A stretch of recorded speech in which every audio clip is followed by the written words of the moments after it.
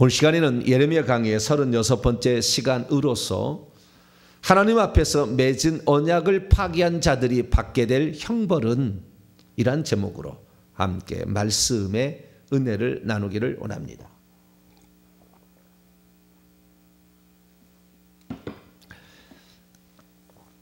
하나님께서 남유다를 멸망시키려고 아예 작정하시고 팔을 들었습니다. 어느 누구도 이제는 이 어떤 하나님의 심판을 막을 수가 없어요. 진노의 그릇에 진노가 가득 찼기 때문에. 영적으로 본다면 죄에 대한 형벌로 내려온 악한 영들이 가득 차서 부어야 될 시기가 됐기 때문에, 심판을 집행해야 될 시기가 됐기 때문에. 그러니까 오늘날에 우리가 겪고 있는 많은 일들은 그 방면에 진노가 찬 거예요. 그래서 오늘 그 사건을 내가 경험하는 것입니다. 그 사건은 누가 병들고 가난해서 그냥 풍비박산 나고, 그 다음에 그 집이 망하게 되고, 그 집안이 폐가 망신하든지, 그 다음에 사건 사고가 일어나고, 누가 암병에 걸리고 불치병에 걸리고 일찍 죽는 사람이 생기고 막 이런 일들인 거예요. 이런 일들이 오늘날 일어나게 되는 모든 것들은 그냥 우연히 일어난 게 아니라 그 진노의 잔이 가득 찼기 때문에. 그 진노의 잔이라는 것은 영적으로 보면 그것이 악한 영들이거든요. 그 악한 영들이 가득 차서 너무 많이 차이라면 반드시 그 악한 영들이 역사를 하는 거잖아요. 그래서 그 역사가 일어나는 것을 하나님도 막지 않아요. 왜? 공의로우신 하나님이니까. 죄를 처벌하지 않는다면, 구약 시대는 아직 천사가 완전히 타락한 시기가 아니에요. 사단의 왕국이 존재하지 않았어요. 예수님 마태복음 12장에 보면 사단이 사단을 쫓아내면 어찌 그의 나라가 서겠느냐? 구약엔 사단의 나라가 없었는데 예수님께서 귀신을 쫓아낼 때 사단의 나라를 언급했어요. 그러니까 예수님 탄생 이쪽 저쪽에 하늘에서 쫓겨난 거예요.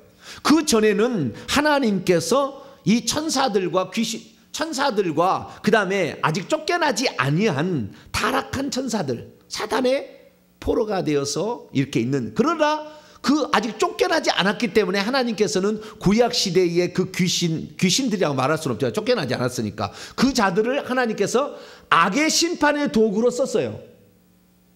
우리나라 말로 한다면 야당으로 쓴 거예요. 야당으로. 여당은 천사고, 아시겠죠? 선한 일에 어떤 일을 하는 데는 천사를 쓰고, 그 악의 마음을 품고 있는 그놈들은 야당으로, 심판하는 도구로 이렇게 썼다 그 말이에요. 그러다가 쫓겨난 거예요. 그들도 뭐요? 죄가 차니까. 그래서 예수님께서 주기도문에 뜻이 하늘에서 이룬 것 같이 땅에서도 이루게 하여 주옵소서 기도하라. 마태복음 6장 9절 이자에 그렇게 얘기하잖아요. 뭐요? 뜻이 하늘에서 이루어졌다는 거예요. 악이 계속 차니까 심판을 해서 너희들은 절대 가나안 땅 천국 새 예루살렘 성에서 살 수 없어 너희들은.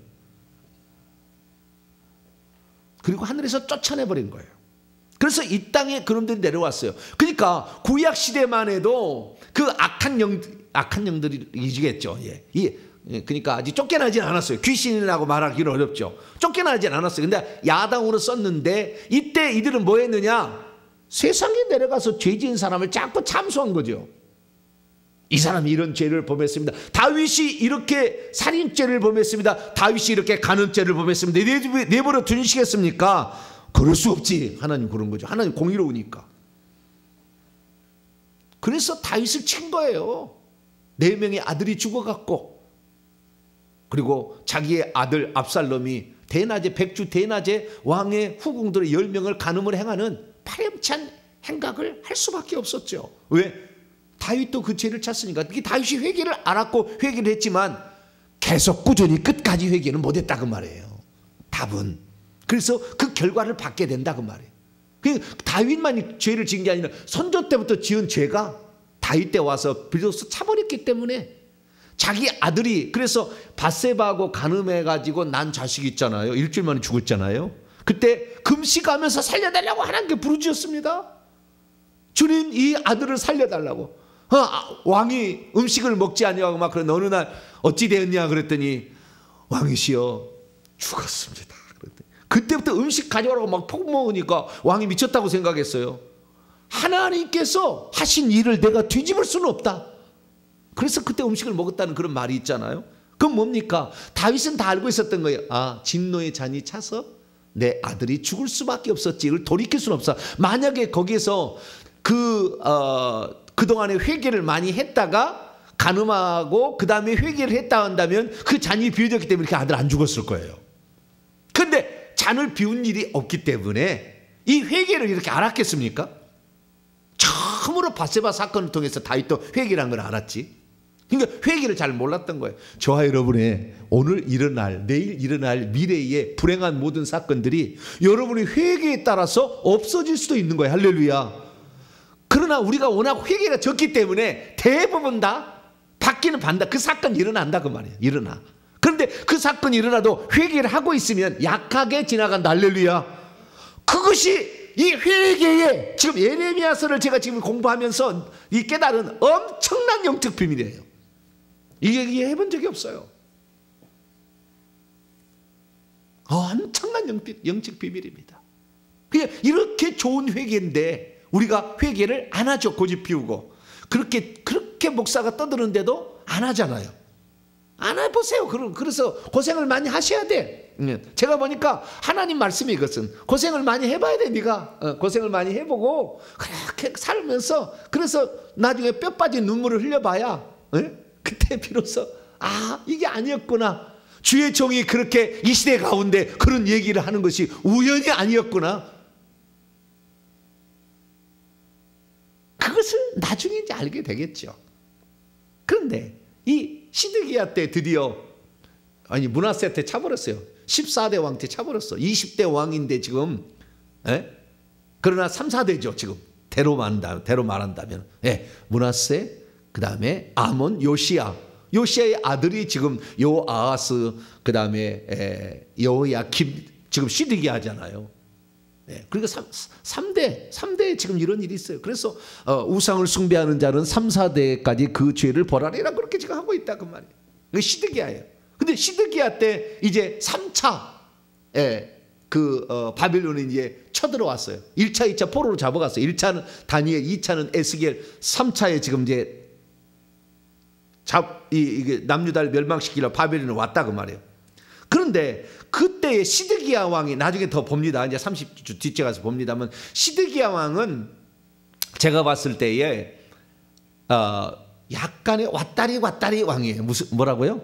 왔다리 갔다리 왕이에요. 선자가 얘기를 하면은 그래요. 그러다가 좀 있다가 또 이러다가 또 그래요. 그래가지고 차마 시드기야 왕을 못 죽여요. 아니 시드기야가 예레미야를 못 죽여. 얘기를 선지의 음성을 듣는다 그 말. 들을 때는 그래요. 그러다가 또 변해 마음이. 막 이렇게 왔다리 갔다리 하는 그런 상황이었어요. 그래서 완전히 그냥 악한 왕으로서 이렇게 살아간 게 아니라 왔다리 갔다리 했던 왕이에요. 그렇지만 악한 쪽이 더 많이 했겠죠. 하나님께 돌아온 것은 조금이고. 그러나 좀 그런 거 보였어요. 그러자 하나님께서 시드기야 왕에 긍휼을 베푸는 거예요. 예레미야를 보내가지고 뭐라고 하느냐. 자 4절 보니까 유다의 시드기야 왕이여 들으소서. 이때는 뭐냐면 지금 바벨론이 예루살렘을 포위를 했어요. 그래서 이제 위기가 점점 이제 곧 멸망이 다가오고 있다는 것을 알고 있을 때에 말은 나오진 않았지만 시드기야가 참회 기도를 하지 않았을까 생각을 해봅니다. 그랬더니 이 하나님께서 예레미야를 시켜가지고 시드기야에게 뭐라고 하냐면 시드기야 왕이여 들으소서. 여호와의 말씀을 들으소서. 여호와께서 당신에 대하여 이와 같이 말씀하셨습니다. 당신이 칼에 죽지 아니하고, 이 전쟁통에 너는 죽지 않는다는 거잖아요. 너는 칼에 죽지 아니하고 평안히 죽을 것이다. 자연 산다는 거잖아요. 여러분, 만약에 시드기야가 그 죄를 더 채워버렸다면 칼에 죽임 당하겠죠. 그랬어야 됐을 것 같아요. 내가 봤을 때 그랬도록 예정되어 있었던 것 같아요. 바벨론 왕이 칼에 죽임을 당하도록 예정되어 있었던 것 같아요. 그런데 뭔가를 한 거예요. 뭔가를. 그 뒤에 이제 그 사건이 나옵니다. 뭔가를 하니까 하나님께서 뭐예요? 너는 죽기는 죽지만 이 전쟁통에 죽지는 않을 거다. 그 다음에 평안히 네 수명을 채우고 죽을 거다. 오, 엄청난 지금 그 징계 줄어든 거라고요. 뭔가 한 거라니까, 뭔가를. 그러니까 하나님께서 지금 예레미야를 통해서 이 얘기를 해준 거죠. 그래서 평안히 죽을 것이며 사람이 너보다 먼저 있은 내 조상들 내 선왕들에게 분향하던 같이 내게 분향하라는 게 아닙니다. 오늘날에 분향하면 큰일 납니다. 그것은 이 사람이 죽은 것에 대해서 나중에 자연사하고 죽게 될 때 그때 이 죽음을 애도한다 그 말이지, 하나님 하라는 얘기가 아니고 사람들이 그렇게 할 거다라는 것을 미리, 하나님은 시간과 공간을 초월하고 미래를 현재로 보시잖아요. 그러니까 그렇게 이제 분향할 거다. 그래서 너를 위하여 애통하기를 슬프다 주님 주군이여 이렇게 하면서 이렇게 슬퍼할 일이 있을 것이다 라고 말을 했던 것이죠.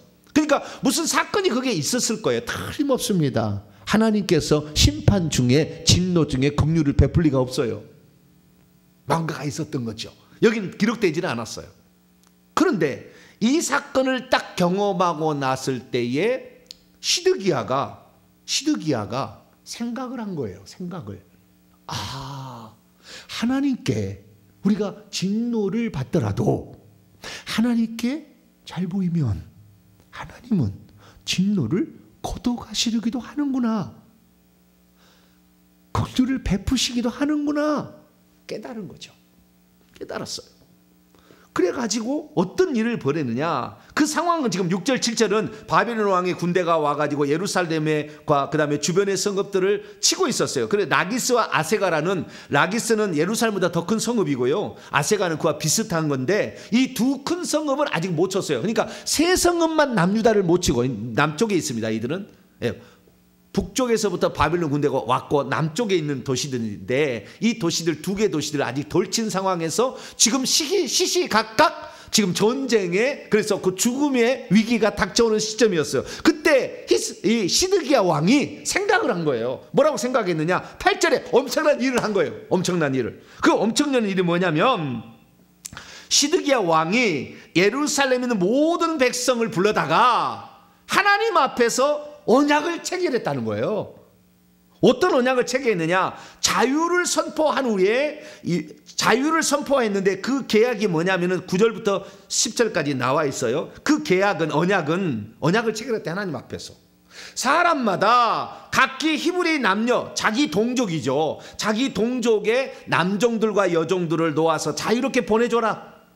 왕이 그렇게 백성들을 불러다가 얘기를 한 거예요.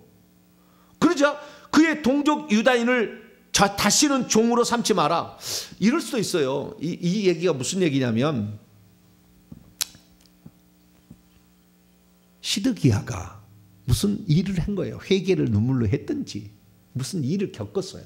그래서 하나님 앞에 뭔가 긍휼을 받을 만한 행위를 하니까 선자가 와서 얘기를 한때 너는 전쟁통에 안 죽어야? 그리고 너는 평안히 죽을 거야? 뭔가 있다. 깨달은 거죠. 이제 시드기야 왕이 깨달았는데, 그래서 그러면 지금 이 시국에 죽을 수도 있고 살 수도 있잖아요. 곧. 근데 상황을 봐서는 다 죽을 상황이에요. 상황을 봤을 때는 이제 남유다는 기울어졌어요. 수고했어. 그러면 이 마지막에 과연 하나님께서 우리에게 긍휼을 베푸실 만한 뭔가를 우리가 행한다면 하나님으로부터 진노를 줄일 수 있지 않겠느냐라는 생각을 한 거죠. 그래가지고 우리가 어차피 전쟁통에 죽든 뭘 죽든 간에 우리가 우리의 동족들을 놓아줘서 자유롭게 풀어준다면 하나님께서 그 행위를 보고 우리에게 자비를 베풀 수 있지 않겠는가. 아직 세성이 남유다가 멸망 안 당했다니까. 요 세성을 정복해서 끝낸다니까요. 그래서 하나님께서 여기서 자비를 베풀지 않겠는가 해가지고 한 가지 생각했던 것이 그 애가 면제년이었든지 아니면 희년이었든지 둘 중에 하나였던 것 같아요. 그래서 그 면제년 희년이라는 것을 아마 자문위원을 불러봐서 율법에 올해 어떻게 하면 좋겠느냐 하고 물어봐서 아마 그것을 알아냈을 거예요. 그래가지고 면제년을 선포하자. 우리 동조 종들을 놓아주자. 그래서 그러면 하나님이 우리의 행위를 보고 우리에게 자비를 베풀 게 아니냐라고 얘기를 한 거죠. 근데 어디까지 했었냐면요, 그래서 놓아주게 되는데 이 10절 보니까 이 계약에 가담한 고관들 모든 백성들, 그 노비를 부리고 있는 사람들이지 않습니까? 자유롭게 하고 다시는 종으로 삼지 말라. 이 왕이 얘기를 한 거예요. 그랬더니 그 얘기를 듣고 순복하여 놓아줬다는 거예요. 근데 그때 어떻게 했냐면요, 15절 말씀 보면 내 이름으로 일컬음을 받는 집에서 내 앞에서 계약을 맺었대요. 그러니까 하나님의 성전 앞에서 그 얘기를 한 거예요. 어떤 계약을 맺은 거예요. 근데 그 계약은 뭐였느냐? 18절 보니까 송아지를 둘로 쪼개고 그 조각 두 사이를 지나게 했다는 거예요. 그래서 내 앞에 언약을 맺었다는 겁니다. 그때 19절 보니까 누가 그 사이를 지나갔느냐? 유다의 고관들과 예루살렘 고관들과 내시들과 제사장들과 이 땅의 모든 백성들이 그 사이를 지나갔다는 거예요. 여러분, 이 송아지 쪼갠 사건은 기억나지 않아요? 창세기 강해 때? 창세기 15장에 그것이 이제 아브라함 횃불 언약이라고 하잖아요. 아브라함이 이렇게 그때 당시에 아직 아무리 땅에 죄악이 관영하지 않아서 그 땅을 못 들어가지만 400년 뒤에 그 땅을 들어가게 하시겠다는 약속을 하나님이 맺지 않습니까? 그래 땅의 지경이 어느 정도 하면서 짐승들을 둘로 쪼개놔라. 그래서 그 사이 횃불이 지나가잖아요. 하나님 반드시 약속을 지킨다라고.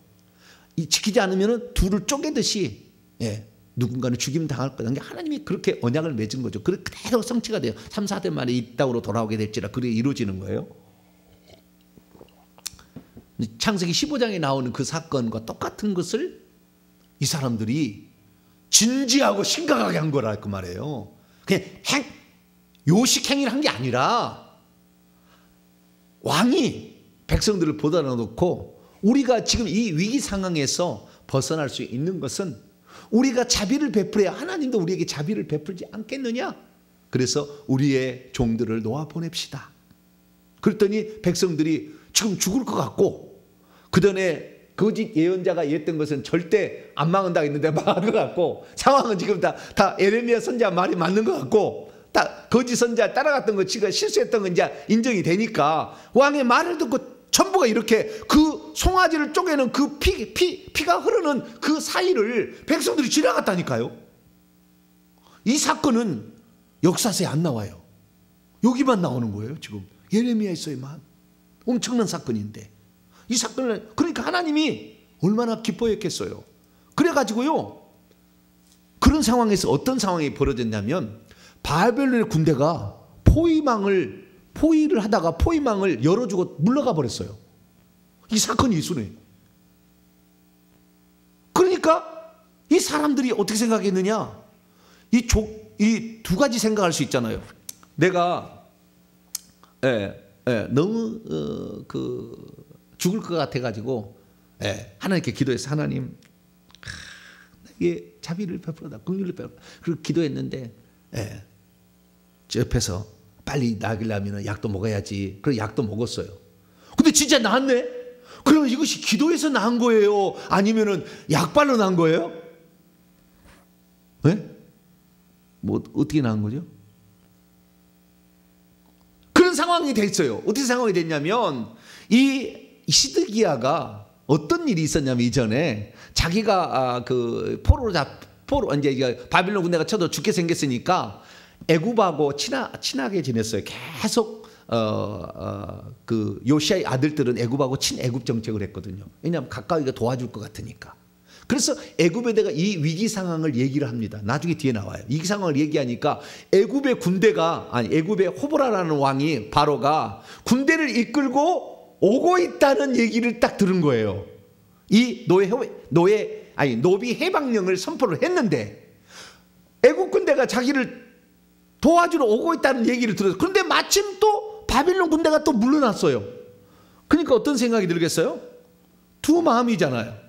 우리가 하나님께 노비 해방령을 내려서 하나님이 자비를 베풀어 준 거냐, 애국 군대가 온다는 소식을 바빌론이 먼저 듣고 피한 거냐, 어느 것을 선택하실래요? 사람은 하나님께 영광 돌리려고 하지 않아. 내 약발이 내 운동을 잘해가지고 병이 나은 거야. 생각을 한 거예요. 애국 군대가 온다니까 바벨론이 무서워서 도망갔을 거야. 이런 생각을 한 거예요.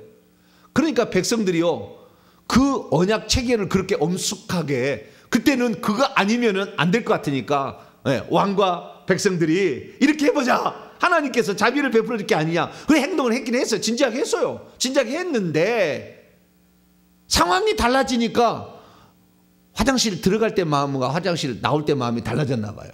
어떻게 해버렸느냐. 자, 34장 11절입니다. 다 놓아 버렸어요. 놓아 버렸는데 한 1년 안에 1년은 안 된 것 같고 좌우지가 놓아 버린 지 얼마 되지 않은 후에 11절 보니까 후에 그들의 뜻이 변하여 자유를 주었던 노비를 끌어다가 복종시켜 다시 노비로 삼았대요. 여러분, 똥 누러 갈 때 마음하고 돌아올 때 마음하고 변하지 않아야 돼. 응? 아유, 여러분, 그래서 어떻게 된 줄 아세요? 하나님께서 이 얘기를 듣고 진노를 그러니까 보세요. 요시아 왕이 칼에 죽지 않는다는 것은 어쩌면 전쟁까지도 안 하고 안 일어나게 할 수 있는 어떤 계획을 또 품으시고 있는 그런 상황이었는데, 그리고 그 다음에 그 시드기야 왕이 그런 회개의 모습을 보인 거 아닙니까? 그러니까 하나님께서 자비를 베풀려고 했는데 아니나 다를까 이 사람들이 그동안 악이 그렇게 가득 차고 죄가 찼는데 악한 영들이 어디 가겠어요? 다시 꼬드기지. 후에 막급한 거죠. 괜히 종들 놓아보낸 모양이다. 애국 군대가 있어서 우리를 살려줘서 우리가 전쟁에 안 망할 텐데, 아유 바보들 다시 와!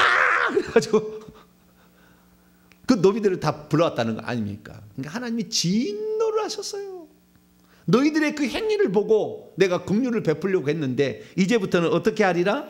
자, 17절 말씀 보니까 너희가 나에게 순종하지 아니하고 각기 형제와 이웃에게 자유를 선포한 것을 실행하지 아니하였은즉 내가 너희를 대적하여 칼과 전염병과 기근에게 자유를 주어서 너희들을 싹 쓸어버리겠다. 그리고 하나님이 하신 말씀은 이루십니다. 칼로 너를 죽이지 아니고 시드기야 왕에게 칼로 너를 죽이고 그 다음에 평안히 죽겠다는 거였지만 그 도망가다가 잡혀가지고 결국에 그 자식들 시드기야 왕들 그 앞에서 바벨론 왕이 다 죽여버립니다. 칼로 죽여버리고, 그리고 시드기야의 두 눈을 뽑아버려요. 살아있는 시드기야 눈을 뽑아버려요.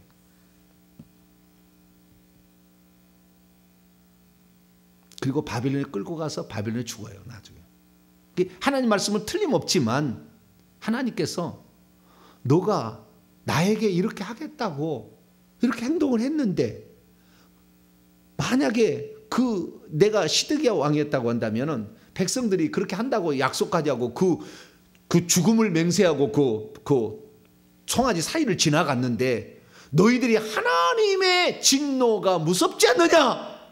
빨리 노비를 보내주라 이렇게 얘기했다면 정말 시드기야 정말 하나님 긍휼을 받을 수가 있었을 텐데 그럴 용기가 없었어요. 항상 백성들에게 쫓겨다닙니다. 백성들이 하는 대로 그냥 막 끌려다니는 거예요. 시드기야가. 그래서 결국에 처참한 지경이 되어서 바빌론에 끌려가는데 살아서 살 때까지 사는데 두 눈이 뽑혀서 그렇게 살았으니 얼마나 눈물진 정말 삶을 살았겠어요. 그렇다라는 거. 그래서 우리는 이 사건을 통해 알 수 있는 것은 뭐냐? 진정한 회개라는 것은 일시적으로 한번 이렇게 했다가 또 좋아지면 금세 옛날로 돌아가는 것이 아니라 우리가 하나님께 이렇게 잘못한 것을 회개했습니다라면은 그것을 두 번 다시 행하지 아니하고 그 죄 하나님께서 우리에게 진노를 내릴만한 행위를 그치는 거야지. 회개 기도문에 열심히 기도해놓고 다시 또 옛날로 또 죄를 짓게 되면 백약이 무효인 거예요. 결국에 백약이 무효인 거예요. 우리가 회개를 하게 된 것은 하나님께 깨끗하고 거룩하기 위해서 하는 것이지 당장 진노 떨어지게 진노 없애기 위해서 하는 게 아니라 그 말이에요. 사실은 결과는 진노가 없어지는 거지만 하나님은 변덕쟁이를 좋아하지 않으세요. 하나님은 우리가 하나님께 어떤 거룩한 마음을 품고 내가 하나님을 위해서 이렇게 살아가리라 결정하면 그것이 꾸준하기를 원하세요. 한번 하고 좋아지니까 언제 그러냐는 듯이 또 빠이빠이 또 주님하고도 멀었다가 또 치면 그냥 아이고 주야 살려주옵소서 그러다가 또 눈물 짓다가 또 긍휼을 베푸시면 또 어느새도 빠이빠이 이렇게 하는 사람들을 하나님, 그런 사람들 하나님은 반드시 종으로 안 써요. 주님은 변함이 없는 믿음의 지조를 지키는 그런 사람들을 주님이 쓰신다. 이것을 꼭 기억하기를 바랍니다. 이 사건을 통해 말씀하는 것은 아무리 진노를 하나님 퍼붓는다 할지라도 우리가 회개를 해서 하나님 앞에 진지하게 나아가면 하나님은 이 진노 중에서도 긍휼을 베푸신다. 갈라디아 6장 7절에 스스로 속이지 말라. 하나님은 만홀히 여김을, 지금 바뀌었죠. 없인 여김을 받지 아니하나니 사람이 무엇으로 심든지 그대로 거두리라. 그렇게 말씀하셨다고. 그러니까 그 진노 중에서도 하나님 앞에 잘못했다고 자기들이 우리가 할 수 있는 게 뭐냐? 이 노비들을 놓아주자. 이렇게 해서 결정했는데 금세 뭔가 좋아졌다고 벼락 바뀌니까 하나님이 내가 너희들이 너에게 억압된 자를 놓아준 것처럼 너희들의 죄로 말미암아 이 포로로 끌려가게 되고 죽임을 당할 그런 위기에 있는 너희들을 놓아주려고 생각했는데 너희들이 얼마나 됐다고 다시 그걸 뒤집어 버리냐. 손바닥 뒤집듯이. 너희들은 결국에 이 고통을 당해봐야 비로소 알겠구나. 그래서 하나님께서 바벨론 군대에 그냥 내버려 두는, 야당을 쓰는 거죠. 바벨론 군대에 내버려 두는. 그래서 바벨론 군대가 와서 완전히 쑥대밭을 되게 해서 처참하게 유린당했습니다. 처참하게.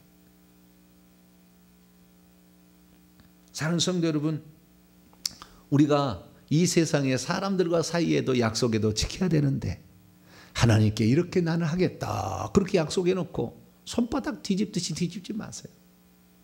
하나님, 제가 이렇게 산 것이 하나님 뜻이 아니었어. 내가 이렇게 한번 살아보겠습니다. 결정했으면 이를 앙당 물고 주님, 내가 이 약속을 지킬 수 있도록 하나님 도와달라고 기도하면서 하나님 앞에 이렇게 나가야지. 어느 순간에 뒤집어 버린다면 하나님이 그에게 긍휼을 베푸실 것인가 생각해 봅니다. 하나님은 만홀히 여김을 받지 않으세요. 하나님 앞에 정말 진심으로 회개를 했다고 한다면 그 죄를 다시 짓지 마시고, 한번 하나님께 이렇게 살기로 결단했다면 그 의지를 끝까지 밀고 갈 수 있도록 하나님 힘 주시고, 하나님 그런 마음을 주시고 성령 충만함을 주셔서 꼭 끝까지 감으로 하나님께 긍휼을 받을 수 있는 사람 되게 해달라고. 긍휼이 베푸는 자는 긍휼 없는, 긍휼 있는 심판이고 긍휼을 베풀지 않을 때는 긍휼 없는 심판이 임한다고 했는데, 주님, 나도 다른 사람들에게 이런 긍휼을 베푸며 이런 걸 좀 지켜나가는 그런 삶이 되게 해달라고 오늘 간절히 기도하시기를 바랍니다. 하나님, 수많은 사람들이 어려움을 당했을 때에 살려달라고 얘기를 합니다. 그러나 금세 좋아지면 언제 그런다는 듯이 고무신을 거꾸로 신는 사람들이 많습니다. 주여, 우리들은 주님 앞에 한번 약속했으면 그 약속을 목숨처럼 지키는, 하나님은 한번 약속했으면 반드시 그 약속을 지키셨는데 우리도 하나님을 닮아서 한번 하나님께 약속한 것은 끝까지 지켜나가는 저희들 되게 해 주옵소서. 우리 주 예수 그리스도의 이름으로 기도하옵나이다.